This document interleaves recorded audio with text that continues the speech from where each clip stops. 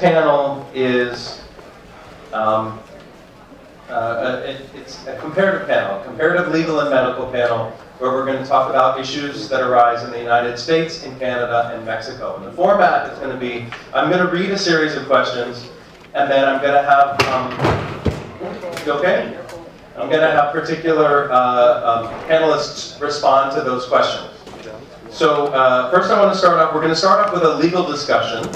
And the questions that we're going to talk about are: what is the legal status of surrogacy in your country, within its various states or provinces? How explicit, stable, and predictable is this legal framework? What safeguards are taken to assure the rights of the carrier? Contracts, legal representation, escrow accounts, for instance.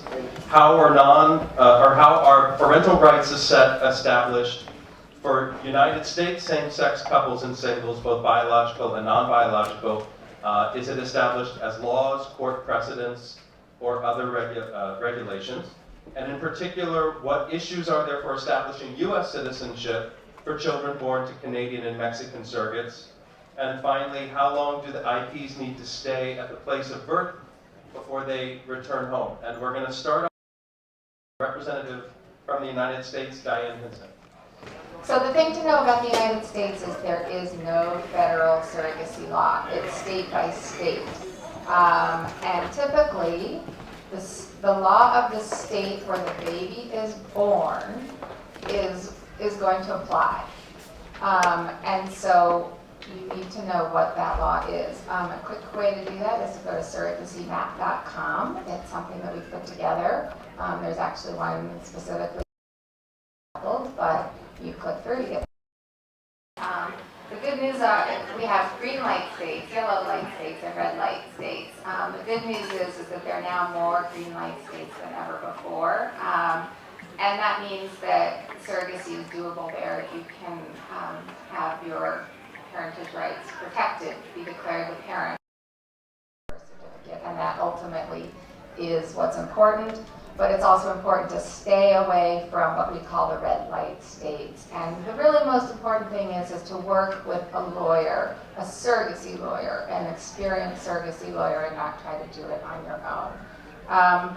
Right now, the red light states are actually the same for gay and straight married couple, which I think is really awesome. That's post the Supreme Court decision last year. So the second question is what safeguards are taken to assure that the rights of the surrogates are safeguarded. And some states have specific statutes. That's actually a minority of states. But in the rest of them, there are guidelines that are applicable either through the medical community or through the legal community, like the American Academy of Assisted Reproductive Technology Attorneys that I belong to.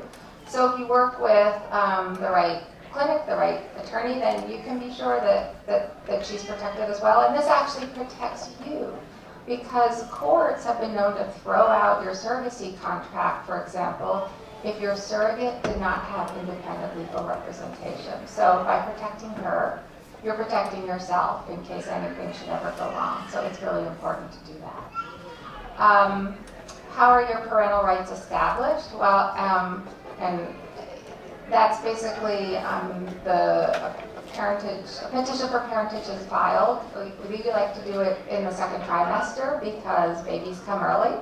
And so your surrogacy attorney will file that, to ask the court to issue an order declaring you as the legal parent to terminate any putative rights of your surrogate and her spouse.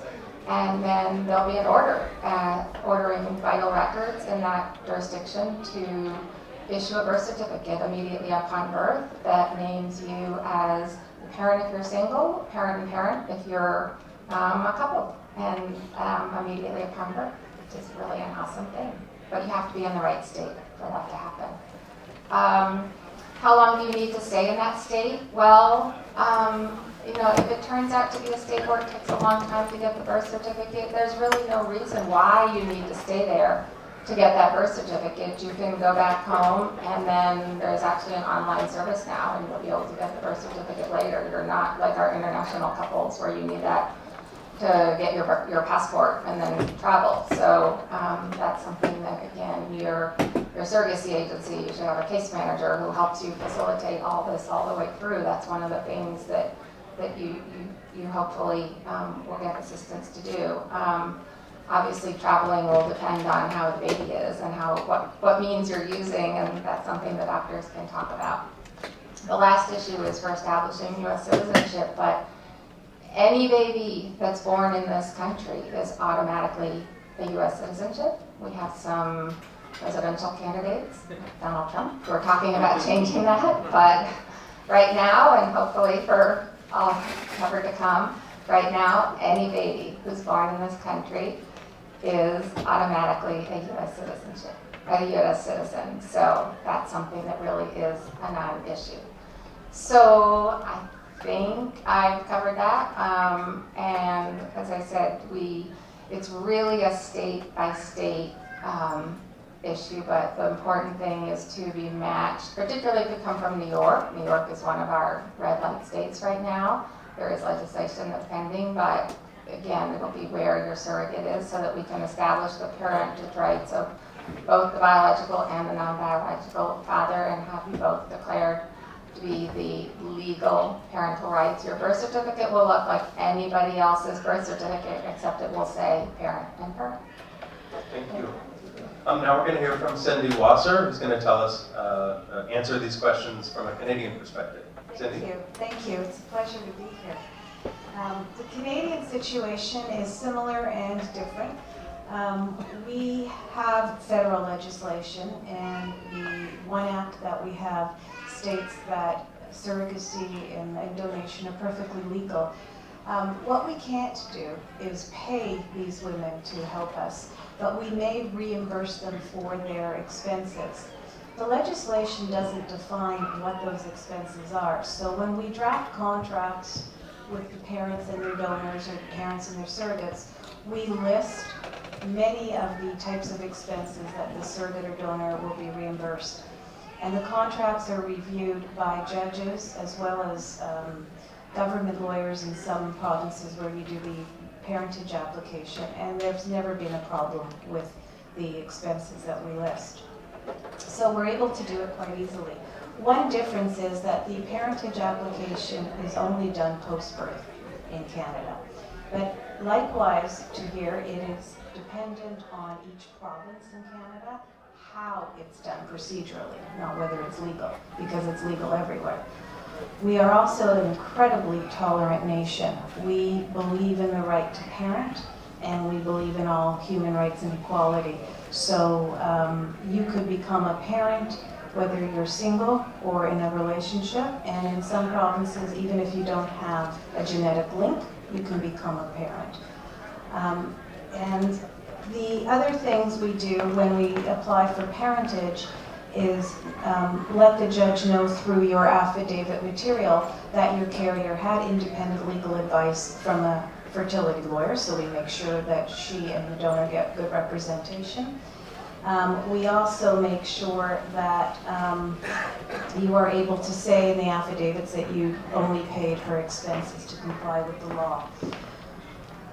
Once you get the application for parentage in and you get declared the only parents, you can apply for a birth certificate from the province where the baby is born. And for example, if you hop up to Ontario, the judge will order you to be the only parents, not the surrogate. You can get online and file the application. You should have a birth certificate after the judge's order is made within a week. And then you can apply for a Canadian passport, a rush order, 24 to 48 hours, and come home with baby.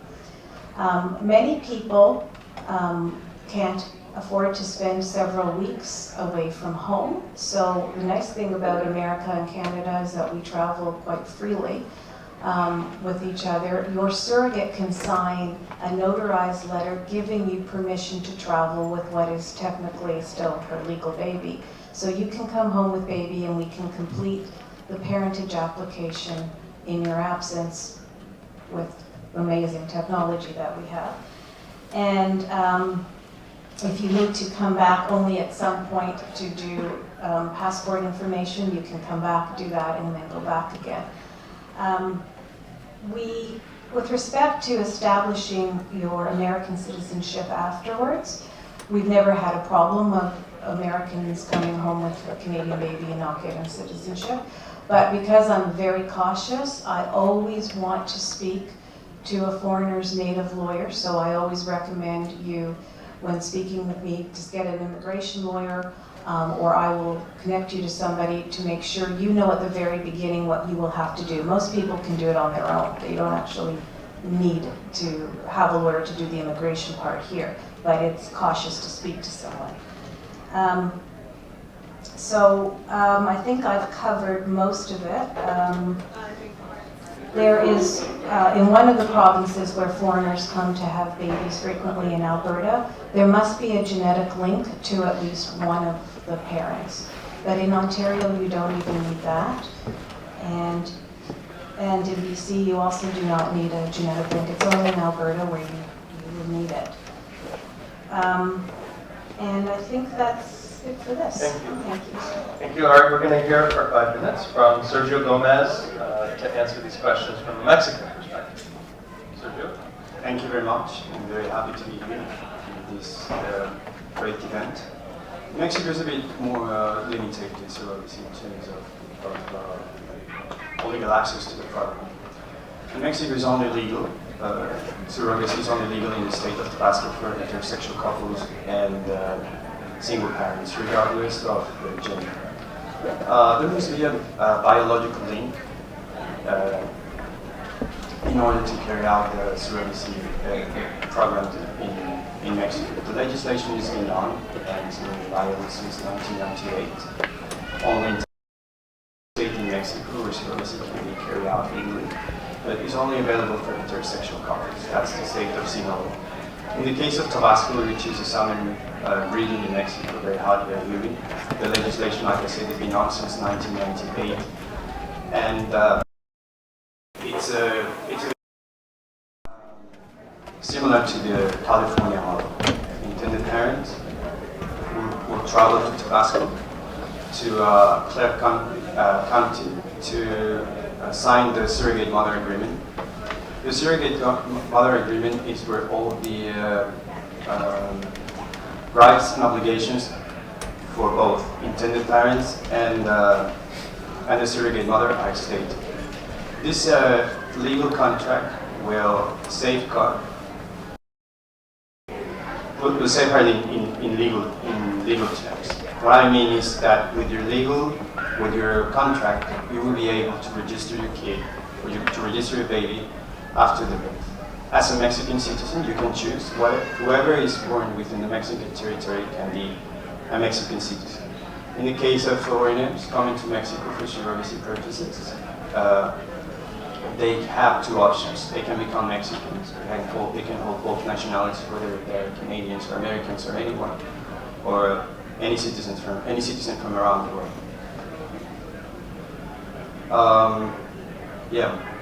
In Tabasco, you're expected to be in Tabasco after the birth for around 10 days, 2 weeks pretty much, because you have to sort out all the legal paperwork, namely the birth certificate, the Mexican birth certificate, whether the Mexican passport, if you want to travel right away to Canada or the US, or you can apply for a US passport or a Canadian passport.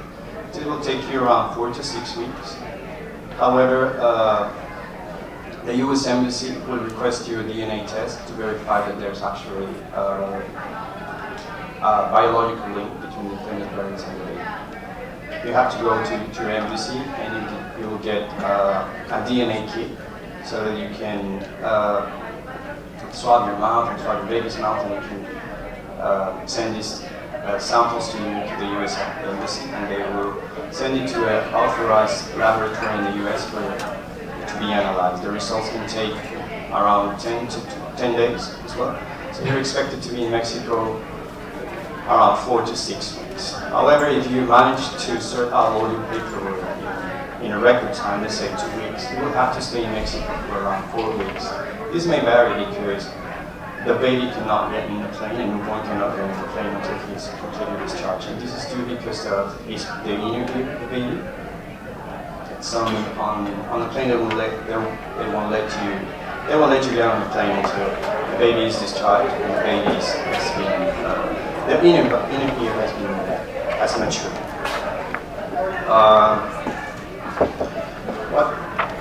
How are parental rights established for the US same-sex couples and singles, both biological and non-biological? It establishes law, courts, residence, or other regulations. Like I said, the Article 9, the Civil Code of Tabasco, namely the Article 92, has extensive information about surrogacy and how surrogacy has been legal since 1998 in Mexico. How long will the ITs need to stay at the place of the birth before they can return home? 4 to 6 weeks. This is the average time. You can, like I said, you can go back to the US or to Canada with a Mexican passport if you want to have both nationalities. This is something available. And like I said, we have something known as uno soli. People who are born in Mexico, they are granted with the US, with the Mexican citizenship.